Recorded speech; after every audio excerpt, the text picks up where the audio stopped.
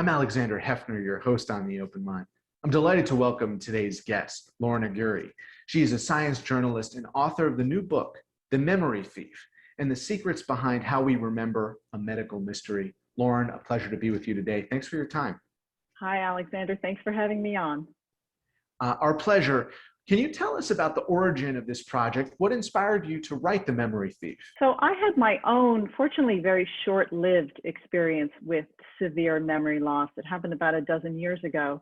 And I was just working early one morning, and suddenly everything I knew about myself disappeared. So I didn't know where I was. I mean, I knew I was in a room, but I couldn't have told you what room. I didn't know kind of where in time I was, but most of all, I didn't know who I was.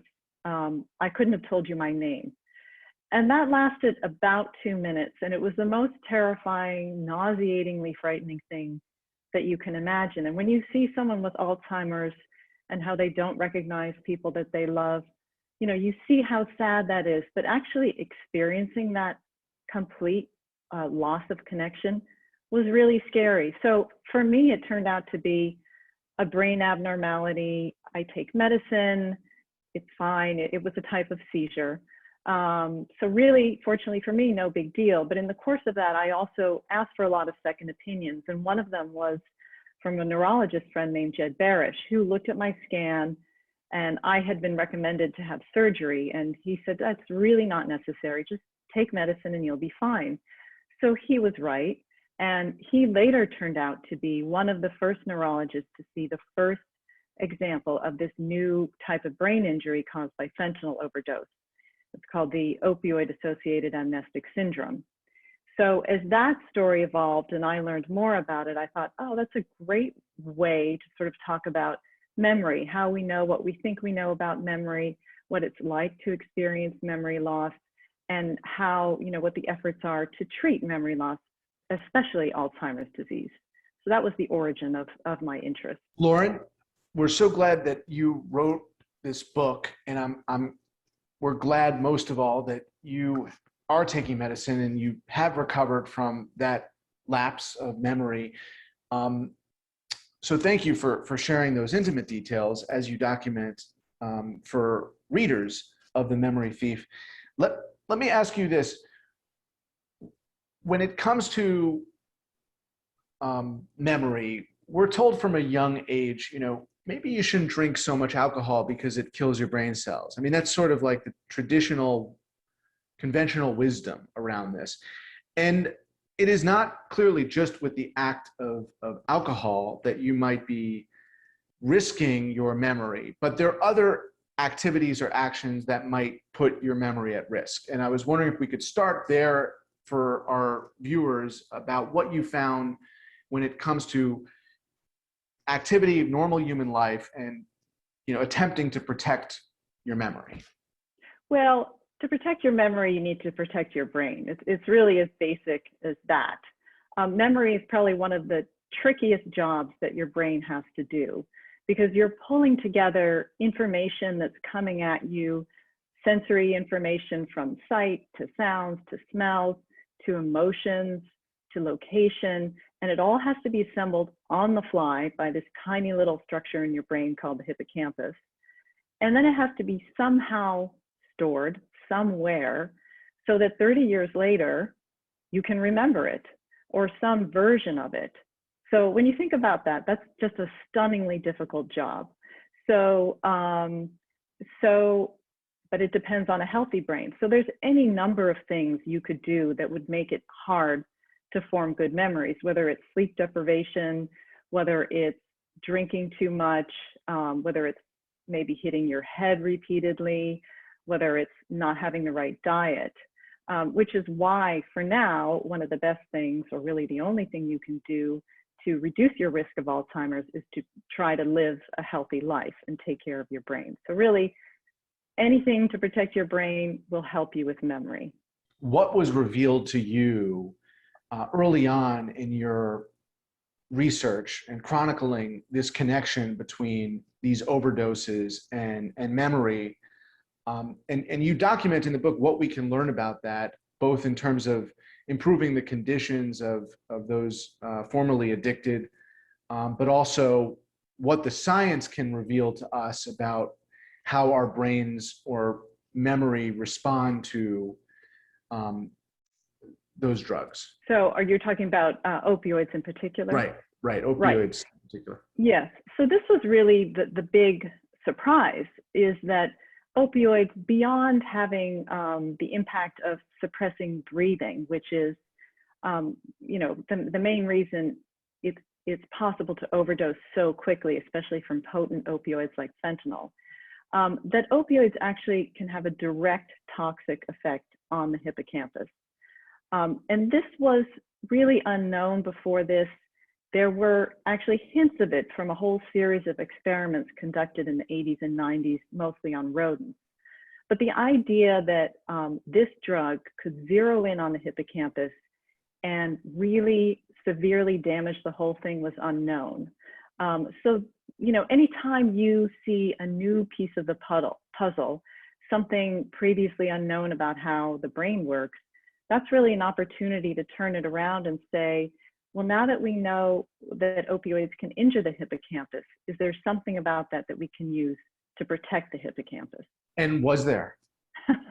So there are a few kind of hypotheses that have come out of this work. One of them is, okay, if fentanyl and other strong opioids can damage the hippocampus really acutely, what about lower dose opioids that are taken long-term as prescribed?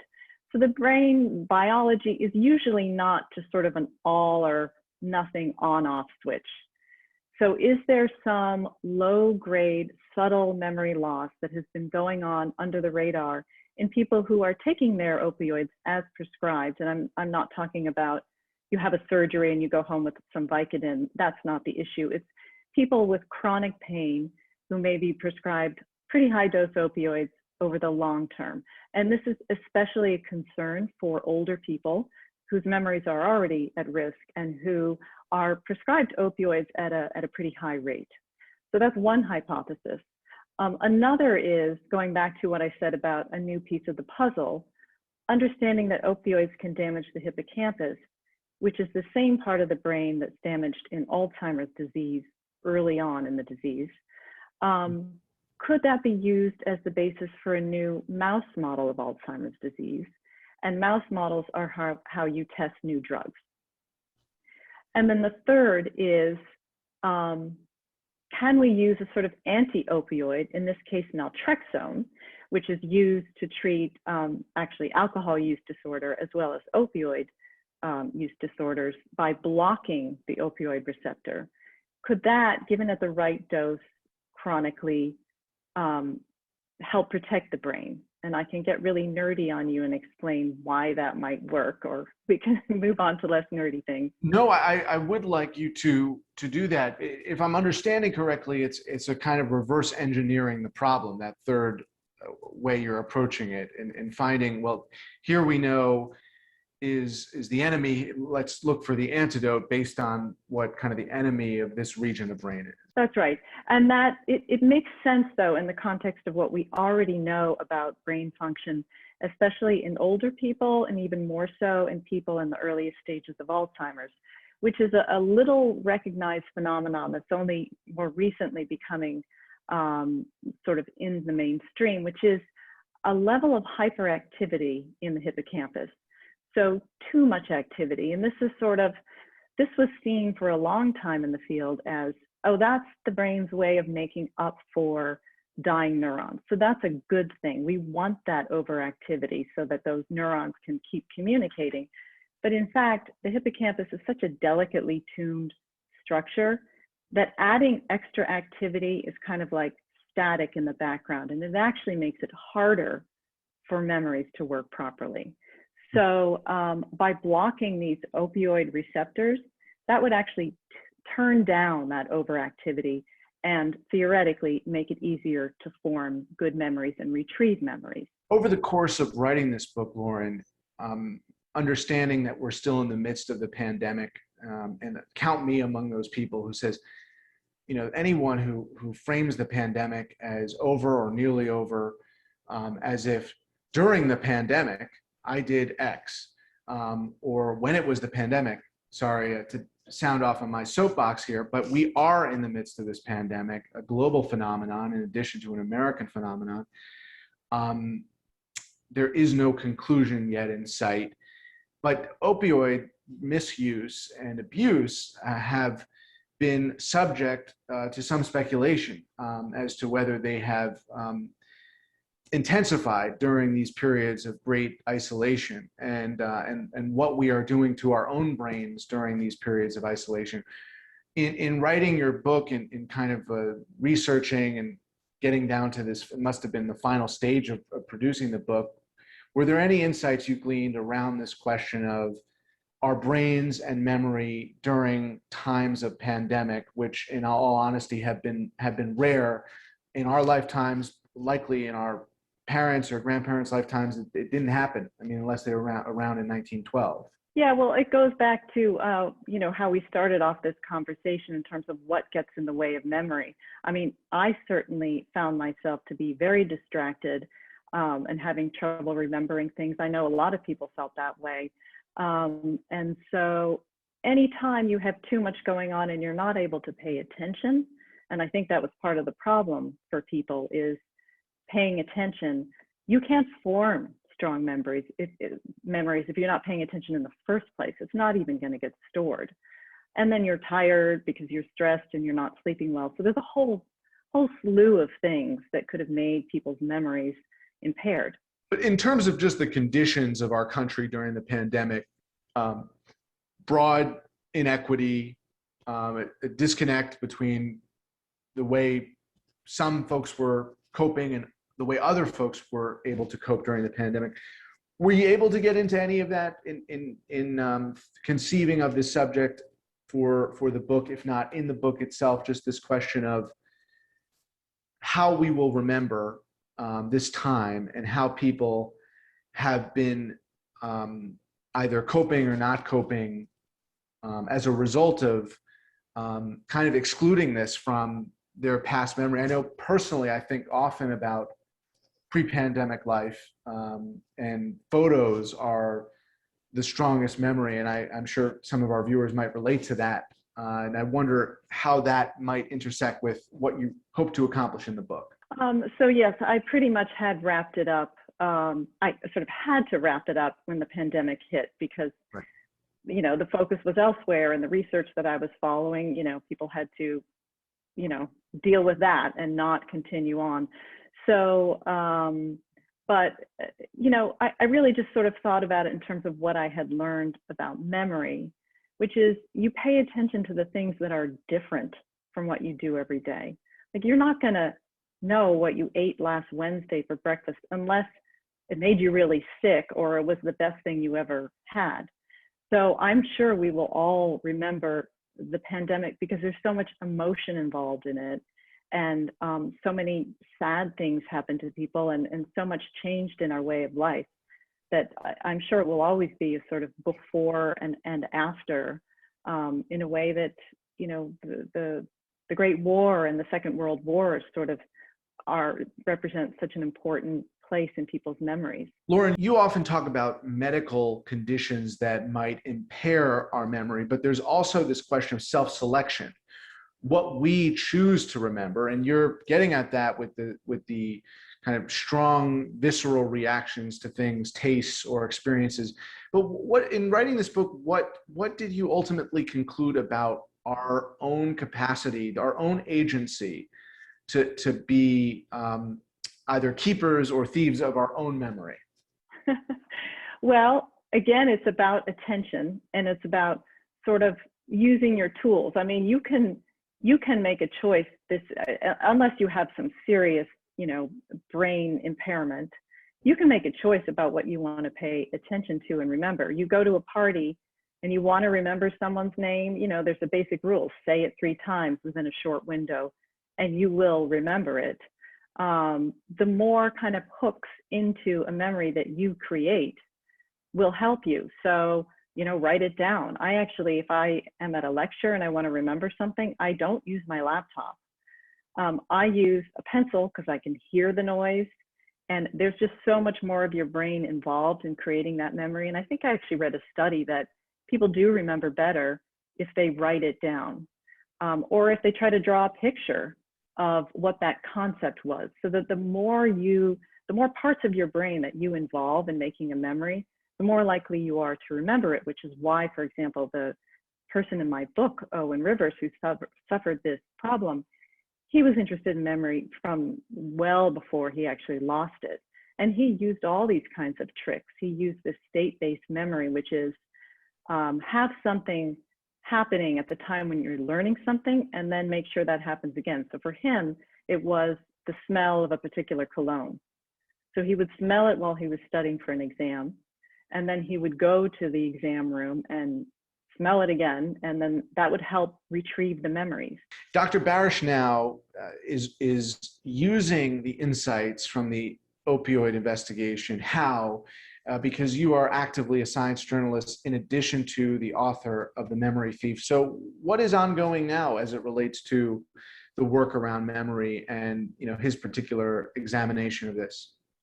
Well, so it's certainly not just him. It's a number of different anesthesiologists and neurologists and radiologists working on this. So one is will be a study at a pain clinic at UPenn, looking at this question of long-term high-dose chronic opioid use, and comparing people who've been using opioids to control the pain as prescribed and people who've been using other methods. And is there a difference in their cognitive function? And is there a difference in the volume of the hippocampus?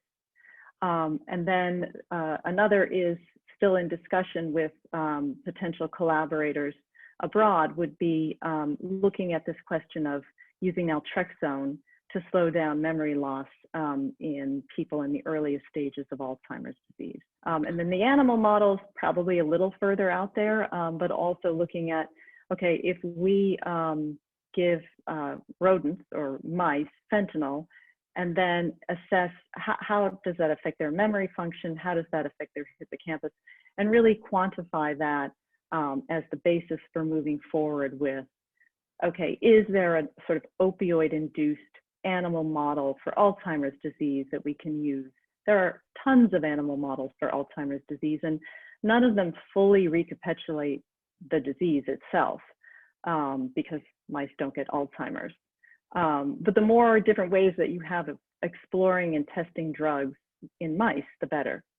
And were you most interested in getting into the stories of the book, the individual episodes, or how they were kind of correlated, or if they had any predictive value in understanding kind of how this person and his or her memory would operate in the future based on these individual incidents or episodes? But I wanted to give you a chance to get into the experience of Rivers or others from the book that you could illuminate for our viewers to have a greater sense of what most moved you in capturing the history of these individuals that you chronicle.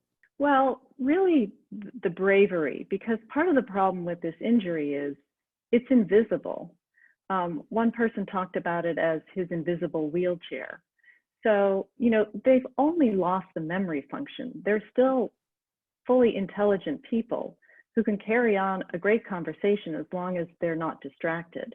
So it's feeling like others think they're stupid when they're not, and feeling like they can't say what's wrong with them because then they'll be blamed for having caused it, for being responsible in some way, because obviously this is a very stigmatized population. And then there's the personal cost in terms of their relationships with people, because even though they still remember everything from their past, they can't form new memories. So, their close friends might have, lost their father last week and they wouldn't remember. And so they might ask, hey, how's your dad doing?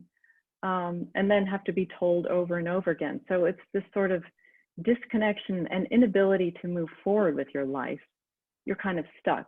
And yet, at the same time, it's really not all or nothing. So for Owen, there is that, but he is so organized and has such great executive function. He makes lists of everything and journals everything, and he always did. He did it beforehand because he had sort of an obsession with memory loss, that he is still able to work, take classes at a community college. And I asked 5 people who were in the book to write essays for the end of it, and he wrote a really beautiful essay. I didn't, to be honest, understand how terrible his memory was, because you talk to him and he's very, very smart. You can have a great conversation, but he says now he has a sense of gratitude that he really lacked before, and gratitude for everything he learned before, which helps him survive now, and gratitude for the love and support of the people in his life, you know, without whom he really couldn't survive today. Were you able to get a sense quantifiably of what % of cases of memory loss are due to conditions that are, like in your case, a single episode that then reveals something that can be treated, versus something that can't be controlled ultimately? Is that really a question of which drugs work for which people, or is there something kind of beyond the medical intervention in terms of whether cases of memory loss, the majority of them are single incidents from which folks recover, or there is an incremental case of loss, separate, of course, from Alzheimer's and sort of our normal conception of dementia? Yeah. Well, so to be clear, this is extremely rare. This condition only happens to a tiny fraction of people who overdose on fentanyl. The actual numbers are unknown because it's pretty clear that many people don't come to attention. But there are certainly other causes for sudden memory loss that resolves. You know, it could be a blow to the head. It could be something called transient global amnesia, which sometimes happens after a surgery and then resolves quickly. It could be a vitamin deficiency. So, you know, anyone who has sudden memory loss obviously needs to be evaluated by a physician. And of those cases, though, separate from the opioid-induced ones, are they concluded to be genetic, or are they concluded to be random? I'm just trying to get a sense of the landscape here for our viewers in terms of, you know, brain injury in general, and then, you know, brain injury that causes memory loss. Are those episodes more frequently a result of random disorders, or the result of you know, physical activity that causes people to have those conditions? So I didn't look into this enough to really give you you know, an intelligent answer. You know, my hunch would be most of the time it's some sort of accident or something that happens environmentally. I'm not aware of a genetic condition that would suddenly reveal itself as an acute memory loss. Yeah. And what was your, you know, conclusion when you finished the book about kind of the way in which memory is understood in our culture, right? I mean, this idea that there have been films and books about memory loss and sort of waking up one day and being a new person, or someone who doesn't have any recollection of what happened in his or her prior years. And so I just wonder, as we close here, how you think the culture can improve in reflecting the realities of these conditions, how they are probably more widespread in general than we realize, in going forward. So, I mean, I think we, humanity, have always been particularly interested in memory because it is who we are. It's our identity. So it's probably the most human of traits. But in terms of, you know, what it means today, I really don't think it means anything any different. We've just learned more about how to protect it and more sophistication around what memory even means. I mean, there are different types of memories, and you might lose the type of memory that people who suffer this injury from lose, the ability to form new explicit memories, but still have other types of memories that you can use, like procedural memory, memories of how to do things that don't actually require this sort of learning. And then, of course, today we have all these tools that help people. Even people with Alzheimer's can do a lot more than they could have in the past because of iPhones, as long as they know how to use them and as long as they're capable of that level of sophistication. So I don't think the landscape has changed in terms of how important memory is to us. We just know more now, especially about protecting our brains, just being healthy. It's not sort of it's an amazing ability, but it's not magic, even though it looks Right. like it. Well, just in the seconds we have left, there are certain things prescribed or recommended, non-pharmaceutical interventions, vitamins, et cetera, that are advertised as, really important for memory and protecting your memory. I asked you from at the start this question, but just to close, what are, if any, those interventions that are speculated to be, profoundly impactful when it comes to vitamins or supplements? Well, I'm going to be a little bit of a curmudgeon here and say, I'm sure there are some studies that suggest that various vitamins or extracts are good for you. I don't think there's super solid evidence for those that I'm aware of. I mean, I just really go back to, have a good diet, exercise, sleep. I don't think there's a magic bullet. We would all love that. That's true. Yeah. We're out of time, Lauren. Thank you so much for the book that you wrote and for sharing your story and the book's findings. Appreciate your time. Thank you. Great to be here. Please visit the Open Mind website at 13.org/openmind to view this program online or to access over 1,500 other interviews. And do check us out on Twitter and Facebook at Open Mind TV for updates on future programming.